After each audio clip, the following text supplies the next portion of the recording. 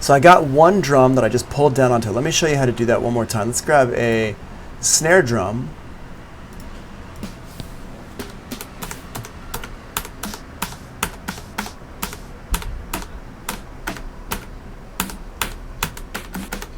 So I'm going to grab that one right there, and I just take it and I drag it down onto whatever note, and I can just see if I keep my mouse held down, you can see how it's allowing me to put it onto any one of these. I'll put it right here on this one. So now,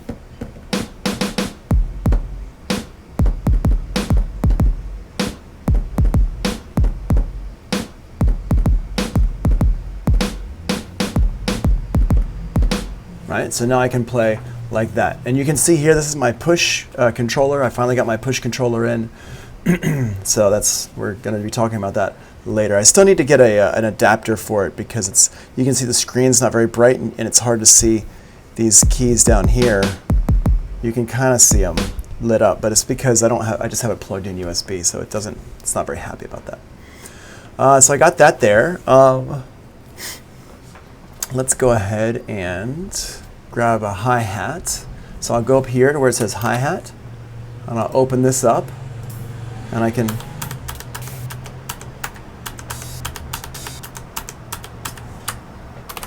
just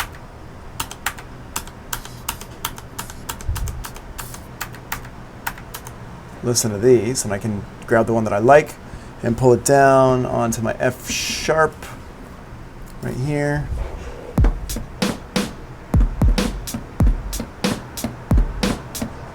Like that I can play.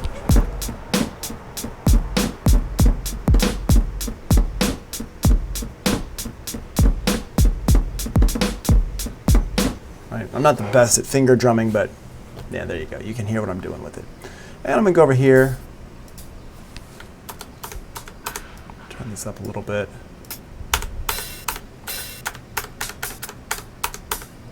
And I'll open that one up there, and let's use this one here. Take that and drag that onto G sharp, and this open one, like right there onto the AA. Onto the, what happened? Drag this one onto the A sharp. There we go. Boom. So now,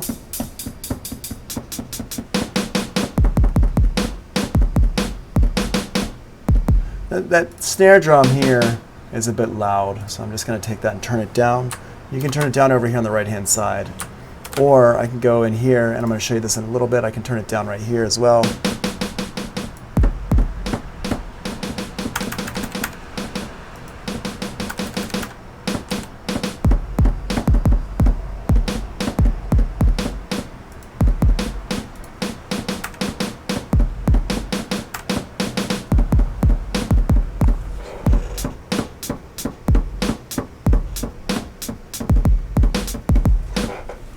Hey, all right.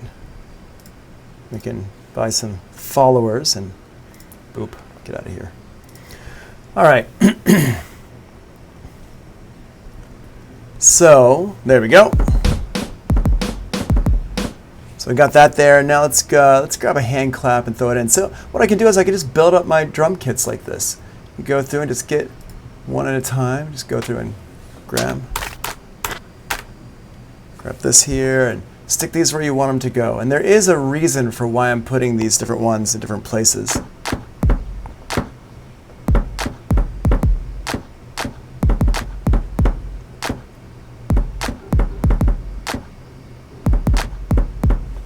Right. So you can see how this stuff all works. And you just build up your kit like this. Let's put some tom drums in here. Actually, let's use some bongos. Congas, that sounds, yeah.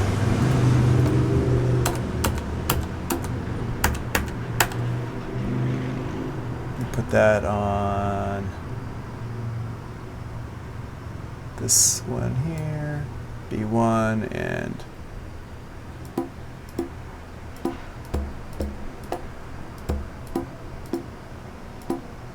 I'll put this one here.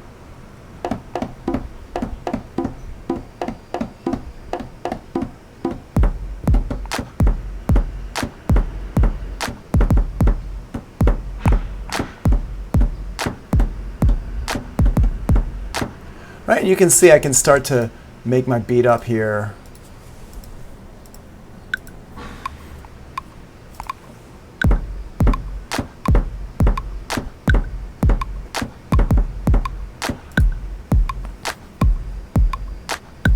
Right, throw a gunshot.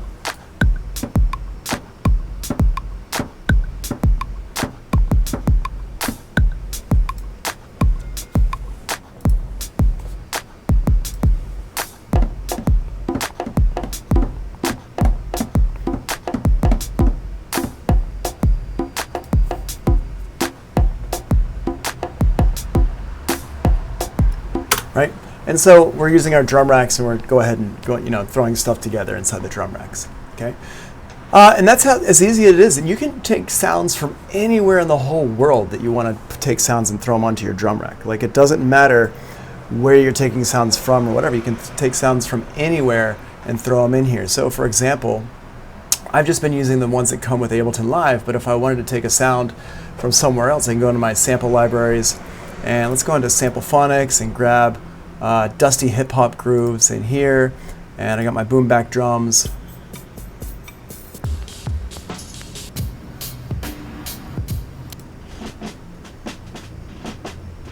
Right, so let's say I want to grab some of these drums here. I could take these and drag it in and throw it right up here, and now you can see it puts the whole loop in here.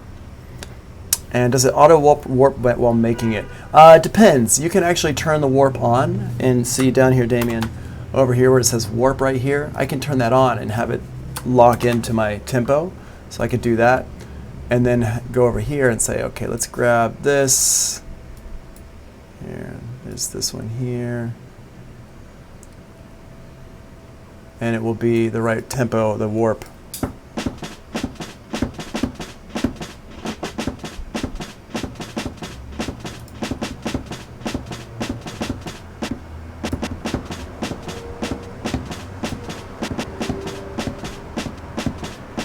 Right, I can do that.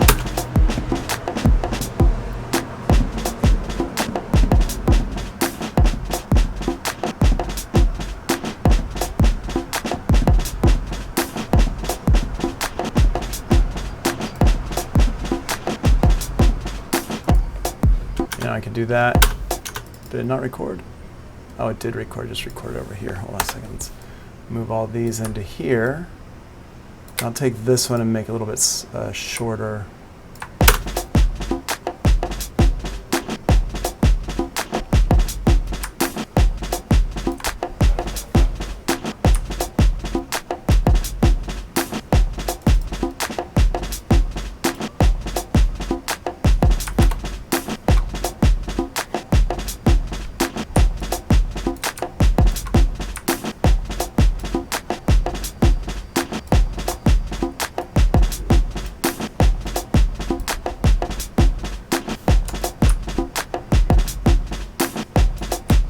Cool.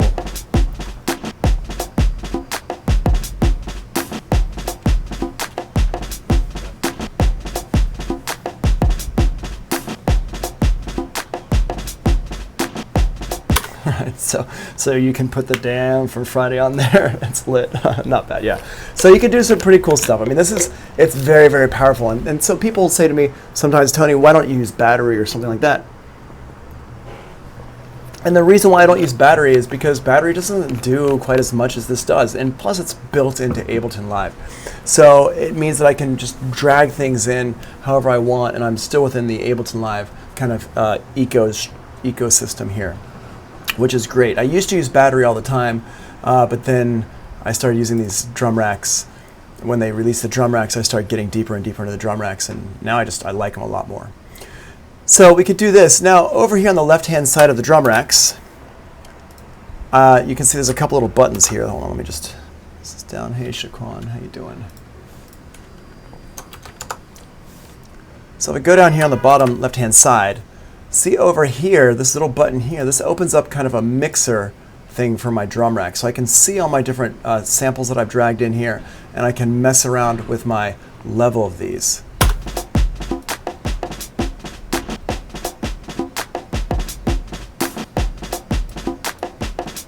That's my kick drum. Hold on, let's go. There we go, this one here. and I can adjust the levels of these. So it's kind of like a little mixer thing. And there's an easier way to get to this actually, and it's a little bit better. I like to use it more than this over here. Is up here on my track title, I can click on this, and now we can see all of my different sounds that I've got are right here. And I can see my levels for each one of these down here. I've got a little mixer down here in the bottom, and I can see my levels for each one of these right down here. And this is pretty dope.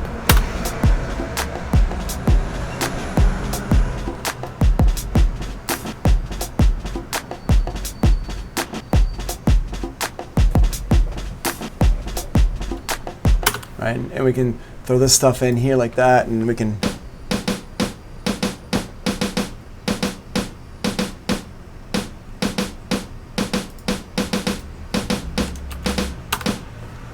we can go in here, we can mess around with these different things.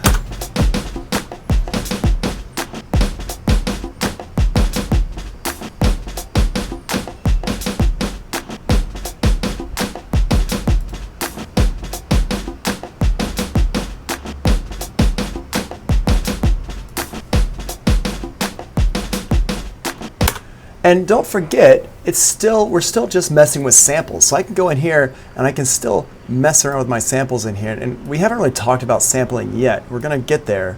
But just remember, I can go in, I can do all sorts of stuff with this. It's basically synthesis.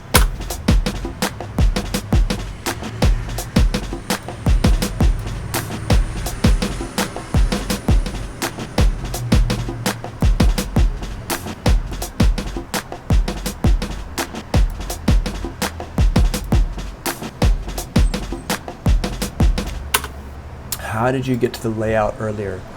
This layout here, which I'm not sure I remember which layout. I don't know which layout you're talking about, Damien. So basically what I did was I just, here, let me do this one more time. I'm going to go through all the steps one more time for you. So I'm going to make a different MIDI track here. Let's just go back to the beginning, kind of do it in slow motion. So first thing I'm going to do is I'm going to make a MIDI track, which is Command-Shift-T. Make a MIDI track here. And then I'm going to go in here and I'm going to grab from my drums section over here on the left, the Ableton view. I'm not sure what Ableton view, I mean, we're session view here. I'm not sure the layout, what you're talking about. But basically, let's just do this in slow motion. I'm doing right now. Okay, cool. So now, oh, okay. All right, I didn't realize I'd changed the views. So here we got drum rack. I'm going to take this drum rack. I'm going to just drop it onto my track right here. Just drag and drop. And now I've got an empty drum rack right here. And I'm going to go up to my drum hits up here. And we're just going to grab sounds that we like. Oh, it looked like piano keys. Oh, you're talking about my MIDI clip. This one. Oh, that one. Yeah, that's we talked about that last week. Remember the MIDI clip? Mm-hmm. Yeah, we talked about that last week. So what I'm going to do here is I'm going to drag and drop my sounds in here. So I'm going to grab my kick.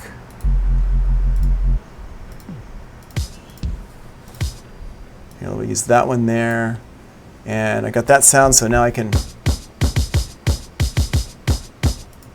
take that one there, and let's grab my snare drum. Let's grab a hand clap first.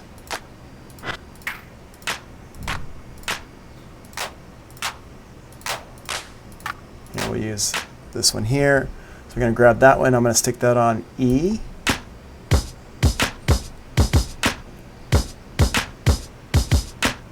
And let's grab a snare drum.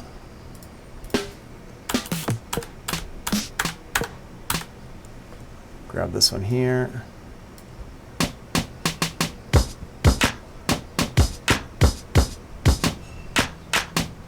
Okay, Catherine. There you are.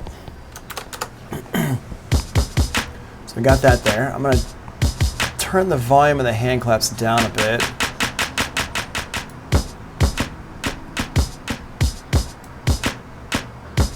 Okay, got that there. And let's grab a hi-hat as well.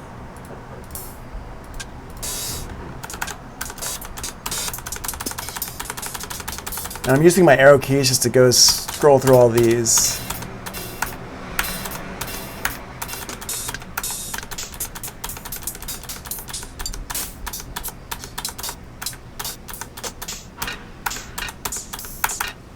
Here, we'll use that one there.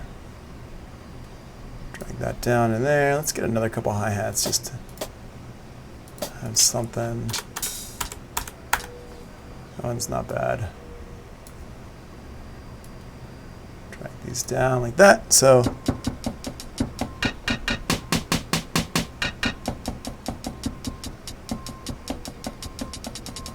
cool, got those sounds. Okay, so now we'll just go over here. Here, let's stop this one here. I want to record these in.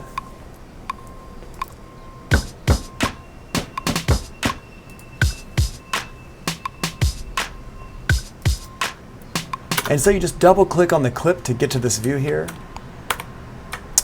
And I'm going to duplicate it over here on the left.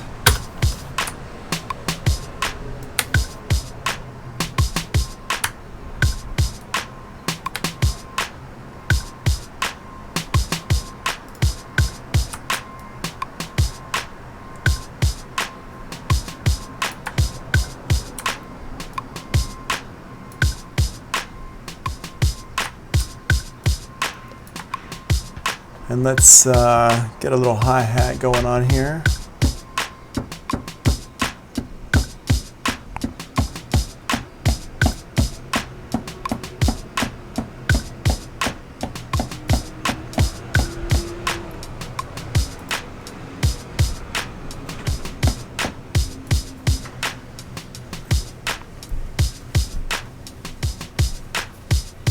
Cool, so we got this going on here.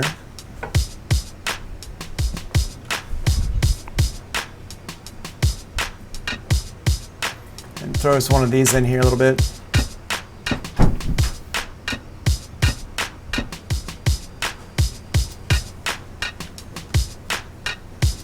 Move these around a little bit.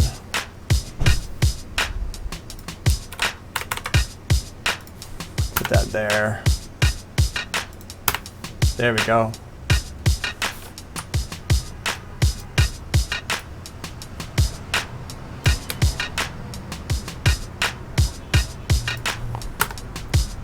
Put this here and just listen to it. Yeah, there you go.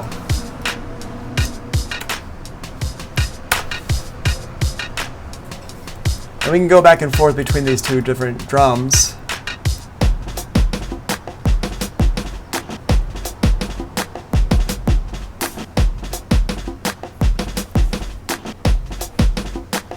Go back over to this one here.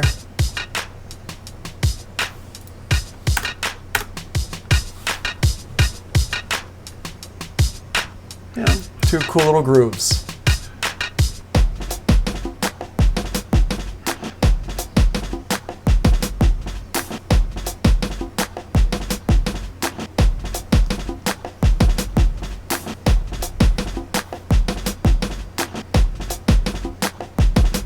All right. So Landon, you're asking a great question here. Landon says, I've had some friends in the industry tell me to keep my drums in separate audio tracks instead of a drum rack. What do you think is better? I was under the impression a drum rack is very similar to having a group of audio tracks, except it's linked to MIDI information to launch those clips. Is there a drawback? Are there drawbacks to using a drum rack? Okay, I love this question because this is something I always talk about anyway. It's like I paid you to ask this right now. As a matter of fact, I'll give you your $10 later, all right? So here's the answer, is that it really depends on what you're going for.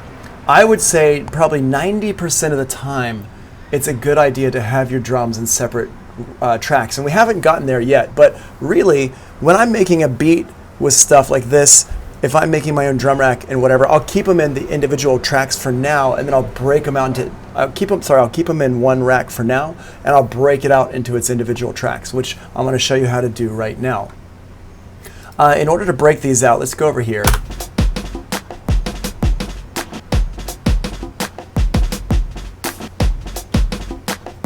Okay, so parameters you adjust, don't need to make separate tracks. And to make stems, you can just mute individual stems. Well, I kind of agree, Nick. And yeah, the lag, I know. But I actually do recommend to keep my drums in separate tracks, but depending on what you're trying to do with it.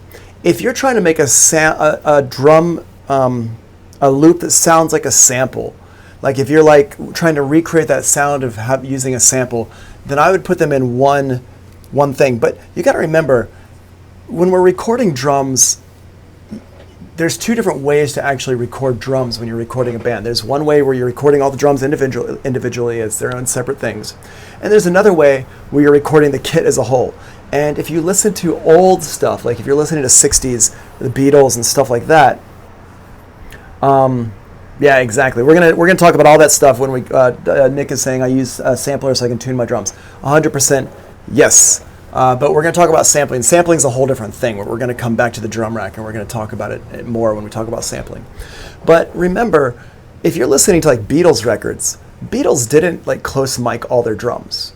They actually had one microphone for the room, and depending on which album you're listening to, if you're listening to the very early stuff, they had a microphone for the drums and a microphone for the singers and a microphone for the guitars, and that's about it. They had like 4 mics, and they just all set up and they played and they did it. So if you're trying to go for that sound, then you might want to just use one microphone if you're recording stuff, or if you're making a drum kit like this, you'd have it all on one track and then treat it like you're using one microphone. And this is, as a producer, you have to kind of think about what kind of vibe you're going for. Usually what I do is I separate all my drums out. We just haven't gotten there yet. So really what I would do is I go in here and you click on this arrow up here, and here's what you do in Ableton Live. It's a little bit easier in Pro Tools and Logic, but I've got my drums here. Let's go ahead and play this. I would take this one here and you right click on it, and what I'm going to do is I'm going to right click on every single track and go extract chains right here. Boom, extract chains. Right click and extract chains. And now that is over here on the right hand side. I'm going to put that as my bass drum 1. Okay, so I got this here, and I'm going to go ahead and copy this and copy that. Boom. I've actually spent the weekend, let me just show you real quick. This is like a little bit of a nerd aside, but what I did, I've got this program called Keyboard Maestro, and Keyboard Maestro allows you to set up macros and stuff. And so I spent the weekend setting up some cool macros for Ableton Live, where I can just use my function keys to copy the names of tracks so I can paste them into my clips, and also to change my color. So if I have like this here, and I have the color of this one is changed, I can just hit one key and it changes all my colors for me. So I spent the weekend kind of doing that. I'm not done yet, but yeah, that's like a whole different thing that we're not going to get into right now.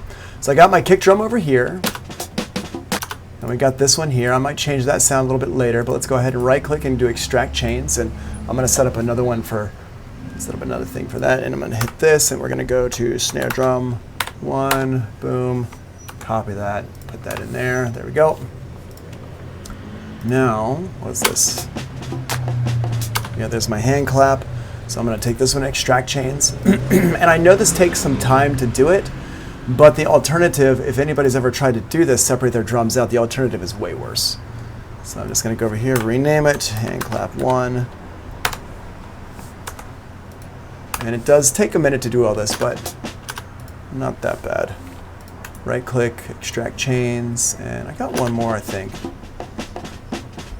Okay, the snare drum loop here. Now, what I want to show you here, though, is when I'm going to extract this chain right here, my congas, I want these to be in one track because it's like the same instrument, right?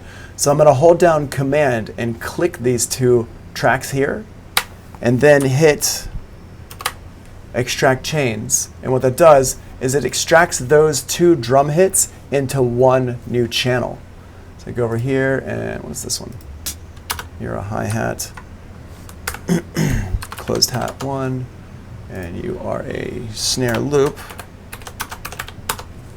and you are congas. Boom. And there's one more. Is there anything in? Oh, there's, what is this? What are you? Oh, you're the, wait, what are you? Let's see what you are. Oh, you're nothing. But you're an open hi-hat. So this one here and this one need to be, wait, hold on, I'm just gonna drag. Oh, I messed that up, whatever. So here I'll extract this chain here. Well, I'll just keep that there, actually. And this one will be called open hi-hat 1. And actually, probably I would want to have my closed hi-hat, my open hi-hat together, and there's a reason for that, which I'm gonna show you all when we talk about sampling stuff. I'm just gonna put these, I'm gonna put all these hi-hats back in here together.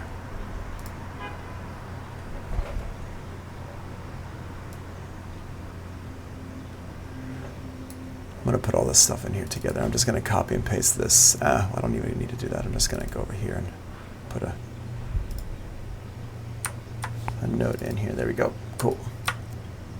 So now I don't have anything in here. And the reason why I did that was so I can group these two drums. These drums are kind of, they need to be kind of together anyway. So I got that there. So now if I play these, let me just turn the volume levels down here on these. They're individualized as their own individual little samples. Let's make this a little bit longer.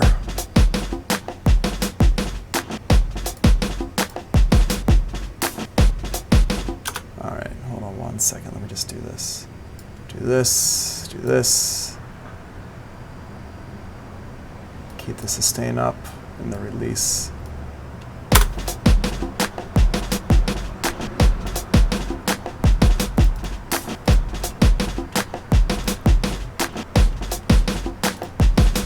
Yeah.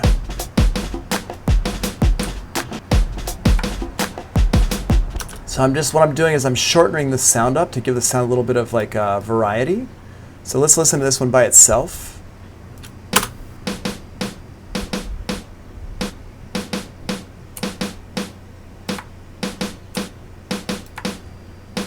Hear that?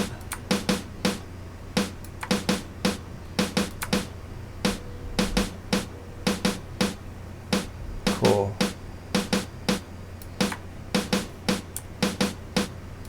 I'll make this one longer here at the end. Yeah, there we go.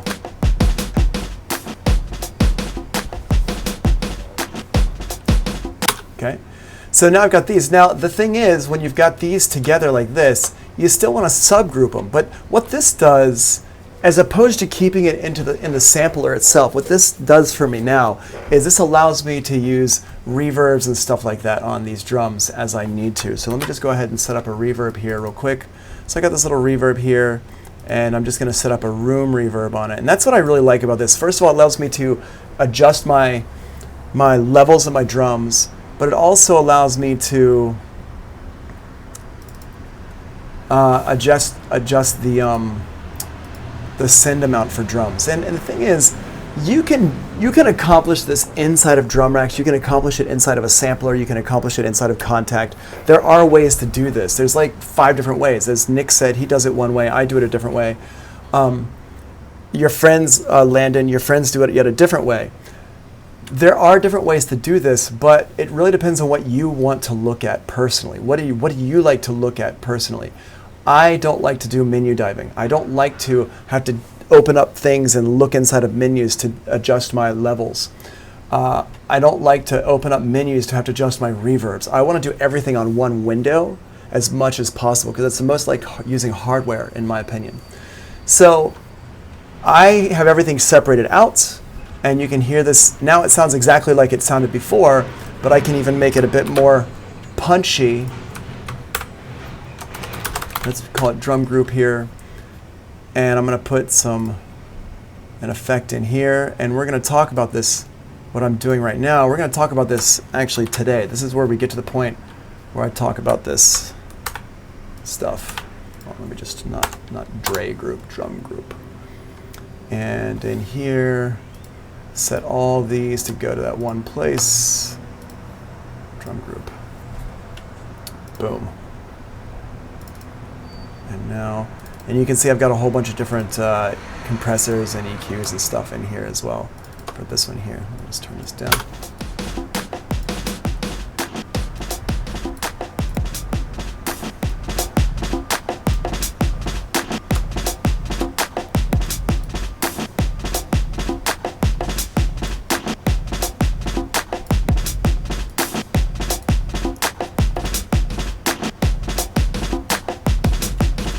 So I can go in here and I'm still messing with stuff, just kind of tuning this up how I like it.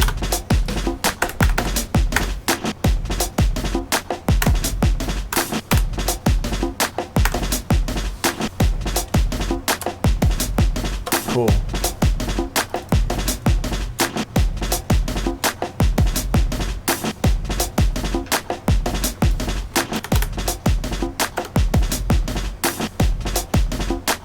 Cool, all right. And I can mess around with the snare drum loop as well.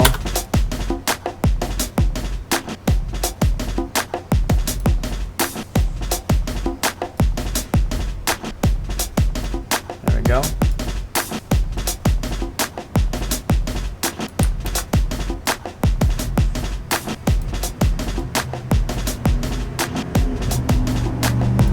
Mess around with these levels here a little bit.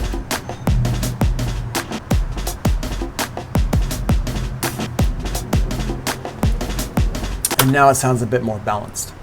Okay, and everything's going to this drum group here, which I have a drum rack, I have an effect rack on, which we're going to come back and talk about here in a bit.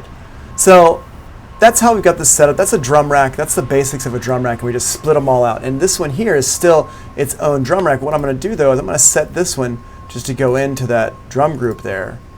And I can still mess with my levels of stuff, but what I can't do is I can't send things over to this reverb here. Let me just pull this reverb back up. Let me show you kind of one of the big differences. One, if I want to see my levels, I have to open it up, which is fine-ish. That's not that big a deal. But if I want to send it to the reverb, I can't do that. So like, let's say, for example, I have this here.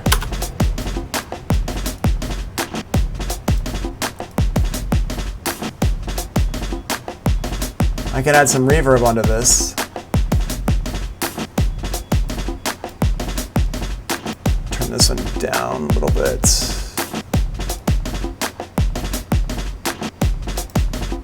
There we go.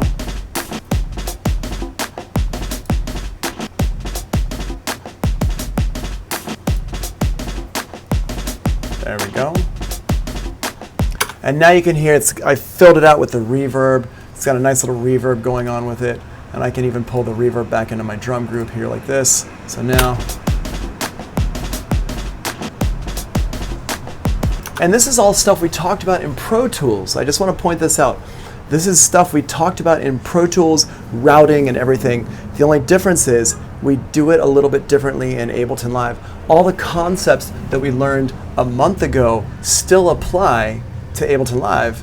We just, how do you do them? And the way that we do this, how did I route this into my drum group here, was I went down to my output and I set the audio 2 to go to my drum group right over here. So the audio 2 here, I just highlight which track I want to send it to, and I send it to that track there. This is stuff, and I've kind of like been going a little bit quick with some of these things because I covered this stuff last week. And so that's, I hope you realize that.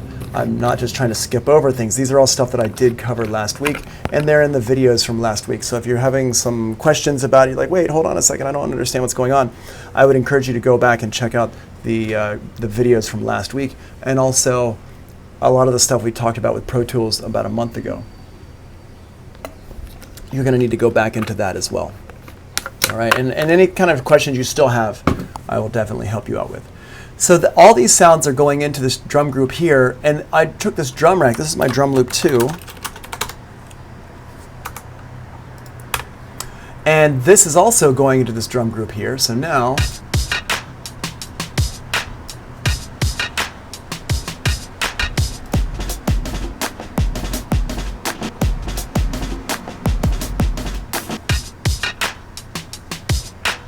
and you can hear it gets like kind of toughened up just from going through that drum rack. That drum rack's a very aggressive effects rack.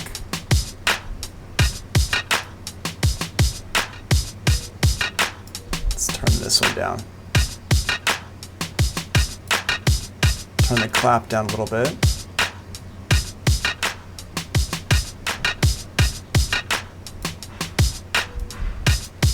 There we go. But what I can't do is I can't send, let's say if I want to send that clap to my reverb, I can't send the clap to the reverb. So this is where things start to break down with just having everything in one sampler instrument. I can't separate things out. And this is probably, Landon, what your friends were talking about is like, we can have like effects on these instruments, and we can run them through the same effects because they're on the same drum rack. So I can do that, but what I can't really do is I can't actually mix them quite as in particular as I want. So that's one thing, but there's another thing here as well. And let me just show you what I mean by this. Let me just copy these names over here real quick.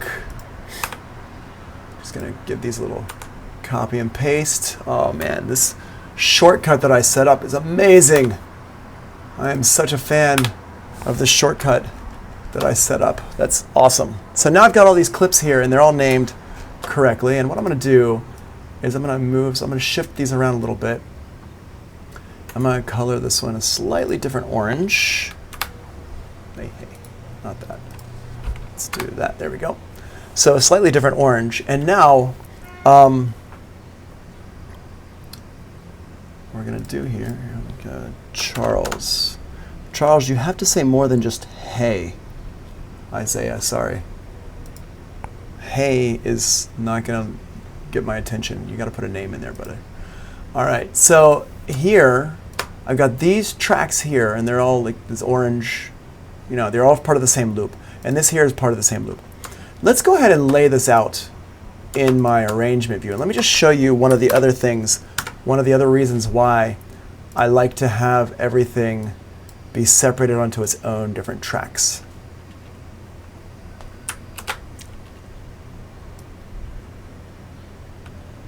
Okay, so let's do 16 bars of this, and go back over here and take this one, copy that, and paste it over here.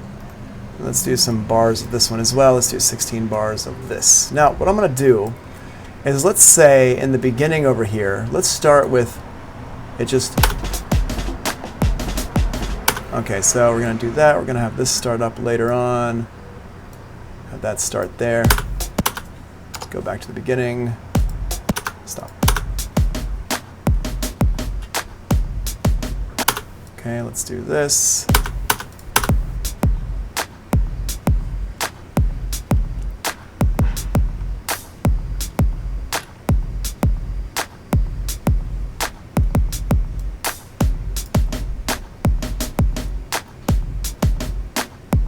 And I'm just going to start the different parts up in here. So we're just going to layer it in. It's a really boring way to do it, but I'm just showing you this.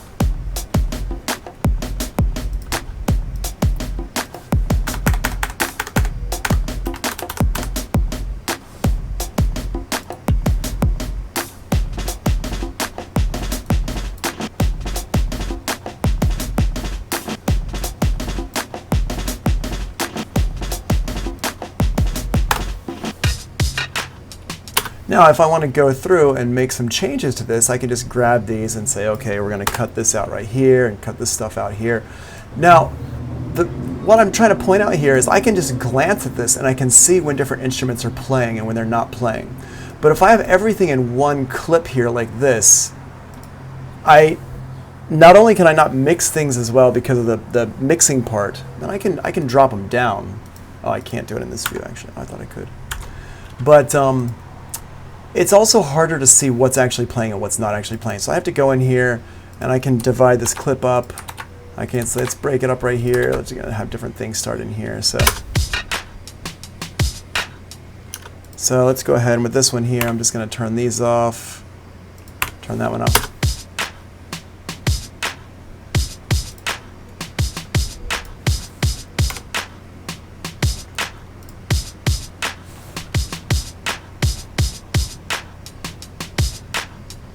And so I can have these, I can bring the hi-hat in right there.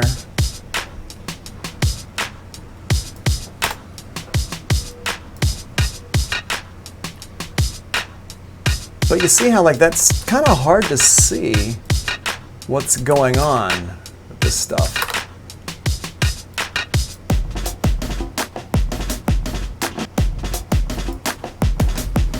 Right? If I wanted to go down here and make this different, I have to cut the clip up and I have to do some work to it. And it's not impossible to do. I can definitely do it, but it just becomes a little bit more of a thing.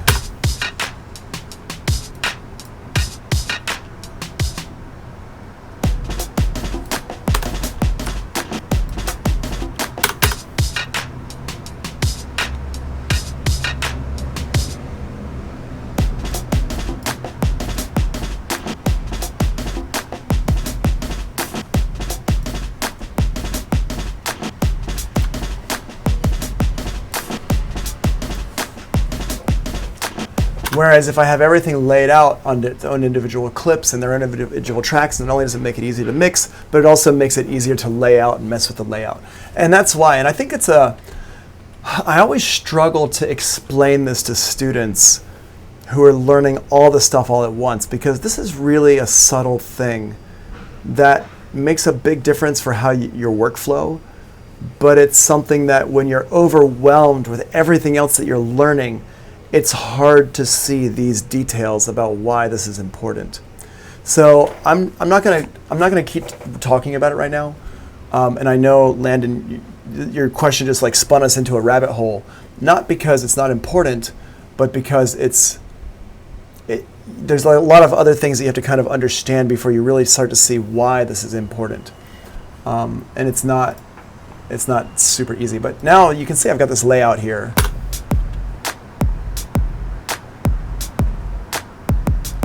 And I can just see how things work together really easily. Rather with this one here, I can see it, but it's not quite as easy. And I can't deal with it quite as quickly as I could the other way. Oh yeah, you're welcome, man.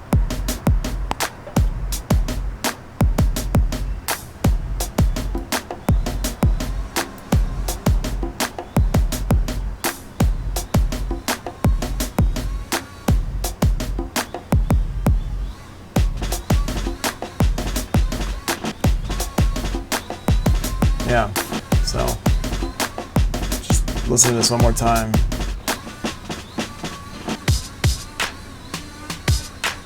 Right, and here you'd have some other instruments come in and stuff like that. So that is basics of a drum rack. Now, a couple of other things I want to point out with our drum rack. First of all, we've got everything in here on our drum pads. We drag and drop samples in, and we can mess with the samples over here. We haven't really talked about samples yet, so we'll come back and talk about that in more detail when we talk about the sampling class. But what I also want to just point out to you over here is if I double click on my clip, or if I make a new clip, you'll see the clip has the names of the samples here on the left. It still looks like a piano keyboard, but the way it kind of deals with stuff is, even though it looks like the piano keyboard, it's got black and white keys and stuff like that, like a piano keyboard does, it has the names of the samples over here on the left, which I love. And that was a really big thing for me, switching over from battery to the drum racks, was that with battery, you don't get to see what samples you're messing with. It just looks like a piano roll and that's it. With drum racks, because it's so tied into Ableton Live, it changes what you see, so you can see the names of your drum racks. Sorry, the names of your samples you pulled in there. So we're going to come back and talk more about drum racks a little bit later at the end of everything. But for now, that's a good place to stop talking about drum racks. Let's just go back into our notes here and just kind of review this real quick, just to make sure we've covered everything for now. So drum racks, you can drag and drop samples onto any of the pads. When you do this, a simpler instrument is automatically created to hold the sample. So it creates that instrument for you. Each pad has its own chain of instruments and effects.